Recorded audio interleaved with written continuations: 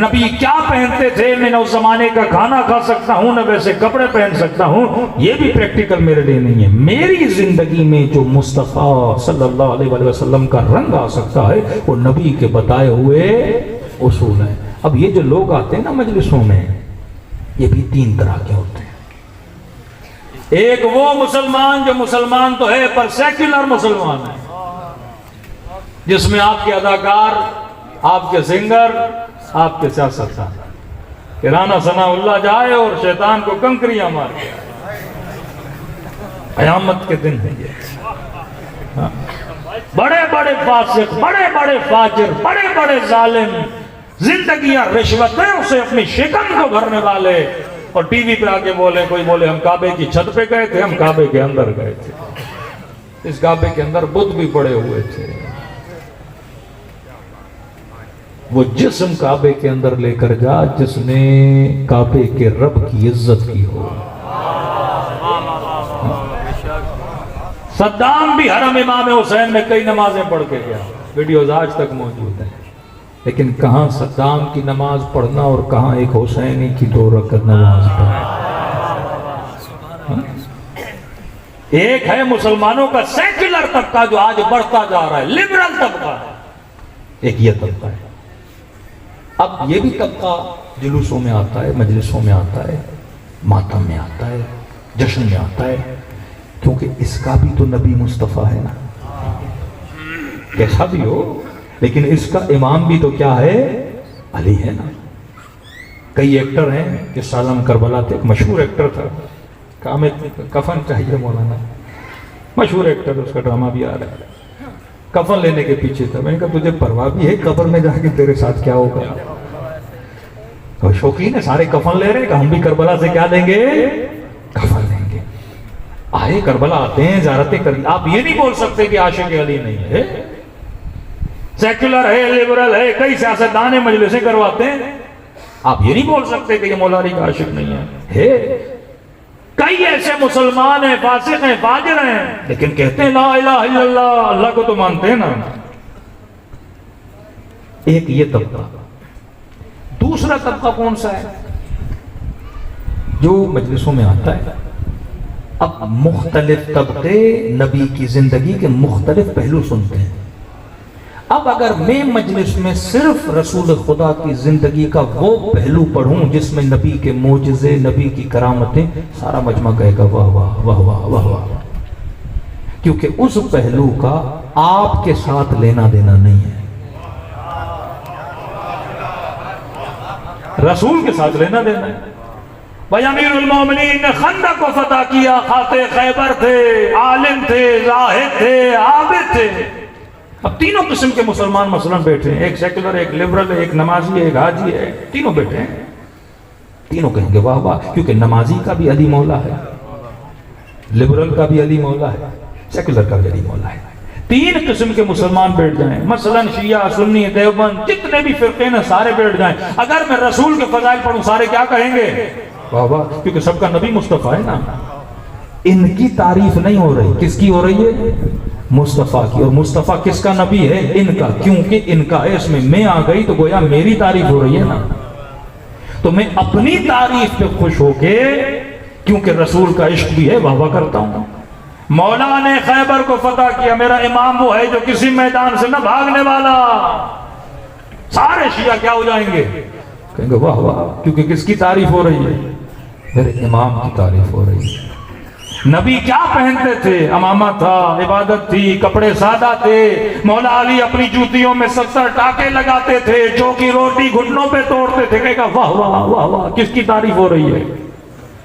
علی کی تعریف ہو رہی ہے، خوش ہوگا، کیونکہ علی تینوں قسم کے شیعوں کا امام ہے، وہ چاہے لبرل ہو، چاہے سیکولر ہو، چاہے نمازی ہو، چاہے ماتمی ہو، چاہے عزادار ہو۔ اسی طرح رسول بھی سارے قسم کے، وہ چاہے سیاستدان ہو، وہ چاہے راشی ہو، کہتا تو ہے نا مصطفیٰ میرا نبی ہے۔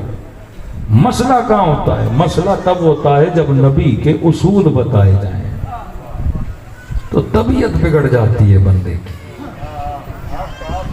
اب سیاستدان اگر ہماری مجلس میں آ جائے اور میں نبی کے فضائل پڑھتے پڑھتے نبی کے اصولوں پہ آ جاؤں کہ الراشی والمرتشی کلاہما فی النار، رشوت لینے والا رشوت دینے والا دونوں جہنمی کے، مولانا یہ نہیں پڑھو کیونکہ اس کا میری زندگی سے لینا دینا ہے، وہ پڑھو جس کا علی سے لینا دینا ہے، وہ پڑھو جس کا رسول سے لینا دینا ہے۔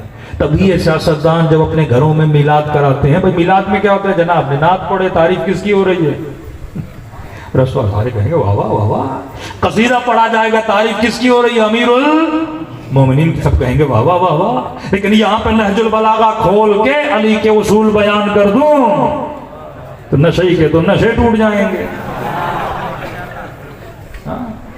کہ مجھے تو مگن رکھو نا، علی کی تعریف کرو۔ یہ بالکل ایسے ہے، مثال دوں تاکہ اور آپ کے لیے قریب الذہن مثال ہو جائے۔ بھئی ایک باپ ہے جس کے 4 بیٹے ہیں، ٹھیک ہے، 4 بیٹے ہیں۔ اب ایک بیٹا مثلا شرابی ہے، ایک نمازی ہے، ایک نیک ہے، ایک سیکولر ہے۔ اب چاروں کو بٹھا کے اگر میں ان کے باپ کی تعریف کروں، چاروں خوش ہوں گے کہ نہیں؟ کیسے بھی ہوں، کہیں گے باپ تو ہمارا ہے نا۔ باپ کی تعریف ہوگی تو بندہ کیا ہوتا ہے؟ خوش ہوتا ہے۔ لیکن یہی بولوں تیرے ابا نے بولا تھا شراب نہ پی، ٹھیک ہے، یہ چھوڑ دے، ابا کی تعریف کر۔ ابا نے کیا بولا وہ چھوڑ دے، ابا کیا تھا یہ بتا۔ جب 1 گھنٹہ مجلس اس پہ پڑھی جائے کہ نبی کی کرامتیں، نبی کے معجزے، نبی کی سادگی، نبی کی غزا، اس پہ مجمع بابا کرے گا ہاں مولا علی اتنے سادہ تھے۔ بھئی تو کتنا سادہ ہے؟ مولا علی سوکھی روٹی کھاتے تھے، تو نے اتنے سالوں میں کتنی سوکھی روٹیاں کھائی ہیں؟ مولا علی نے اپنے سفرے کا کباب اٹھا کے فقیر کو دے دیا، تب خدا نے سورہ الدہر نازل کیا۔ تو کتنی خیرات کرتا ہے؟ تو یہ جو پہلو ہے نا، تیسرا پہلو جو اصول زندگی اہل بیت ہے، جب وہ بیان ہوتا ہے نا، وہ چاہے رسول کا ہو، وہاں پہ مسلمان پریشان ہو جاتا ہے۔ نبی کی تعریف کرو کہتے ہیں ماشاءاللہ، لیکن یہ کہتے ہیں نا نبی نے کہا فاطمہ بضعۃ منی، میرے جگر کا ٹکڑا ہے، جس نے اس کو غضب نہ کیا اس نے مجھے، کہتے یہ نہ سنا کیا کہا تھا، کیا مانگا تھا، کس کی محبت کی ڈیمانڈ کی تھی، تو بس ہمیں مصطفیٰ سنا، مصطفیٰ کے اصول نہ سنا۔ مومن کون ہے؟ مومن وہ ہے جو معجزے سن کر نبی کی ذات پر ایمان کو مضبوط کرتا ہے اور اصولوں پہ عمل کر کے سلمان بننا چاہتا ہے۔ پنجاب کے ہمارے بہت بڑے، میں نے ایک جملہ کہا تھا پنجاب میں اسلام آباد میں نے کہا میں رسول کے فضائل پڑھتا رہا ہوں، امیر المومنین کے فضائل پڑھتا رہا ہوں، جو فضائل والا پہلو ہے سارا مجمع خوش ہوگا۔ لیکن میں نے کہا مثلا اس وقت وزیر داخلہ تھے رانا ثناء اللہ صاحب، میں نے کہا اگر رانا ثناء اللہ ہماری مجلس میں آ جائیں اور مجمع میں سے کوئی بندہ ڈیمانڈ کرے کہ مولانا بتائیے شمر کیسا تھا، اب یہ ہیں اصول، شمر کیسا تھا، اور میں بتانا شروع کر دوں تو جو مجلس میں آئے ہیں ان کو اچھا لگے گا۔ اصول کا میری ذات سے لینا دینا ہے، اور جب کوئی میری ذات کو ٹوکتا ہے مجھے اچھا نہیں لگتا، جب کوئی مجھے آئینہ دکھاتا ہے مجھے اچھا نہیں لگتا، وہ چاہے آئینہ مصطفیٰ ہی کیوں نہ لے کے کھڑے ہو جائیں۔ کئی ایسے واقعات ہیں سیرت رسول سے دیکھ سکتے ہو۔ فرمایا عقل مند وہ ہے جو آئینوں کو دیکھ کے شکل نہ بگاڑے، شکل بنائے۔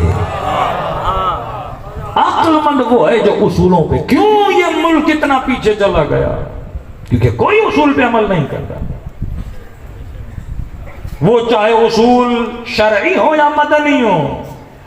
اگر آپ حیدرآباد میں اگر آپ ایک سوسائٹی بھی بناتے ہو، اس کے رولز بناتے ہو، سوسائٹی رولز پہ عمل نہیں کرتی، سب کی زندگی تباہ ہو جاتی ہے۔ اگر آپ ملک میں قانون بناتے ہو، قانون کو توڑتے عمل نہیں کرتے، قانون کیوں بنتا؟ تاکہ زندگی میں کیا آئے؟ نظم پیدا ہو۔ شریعت کے قانون کیوں بنے؟ تاکہ نظم پیدا۔ اصول کیوں دیے گئے؟ مولا حسین فرماتے ہیں سر کٹا سکتا ہے حسین لیکن اصولوں سے پیچھے نہیں ہٹ سکتا۔ نبی پتھر کھانے کے لیے تیار تھے، اصولوں سے پیچھے نہیں ہٹے۔ اصحاب نے گلے کٹا دیے کہ اصولوں سے پیچھے نہیں ہٹیں گے، اور اصولوں پہ چلنے والے بندے کو سزائیں ملتی ہیں، لیکن جو بے اصولہ ہوتا ہے اس کی زندگی میں رونق نہیں ہوتی۔ آپ کو انگریز ترقی کر رہے ہیں، ان کے ملک ترقی کر رہے ہیں، اور پاکستان گویا جہنم بن چکا ہے۔ کیوں؟ کیونکہ یہاں اصولوں پہ عمل نہیں کیا جا رہا ہے۔ آج کوئی فرقہ، کوئی مذہب اصولوں کے پیچھے نہیں ہے۔ آج بس یہ ہے کہ ہم نے جوتی اٹھانی ہے، آج یہ ہے کہ ہم نے مثلا جس چیز کی نسبت ہے ان نسبتوں کی طرف ہماری توجہ بہت زیادہ بڑھ چکی ہے، لیکن نبی کی زندگی کے اصولوں کی پرواہ نہیں ہے۔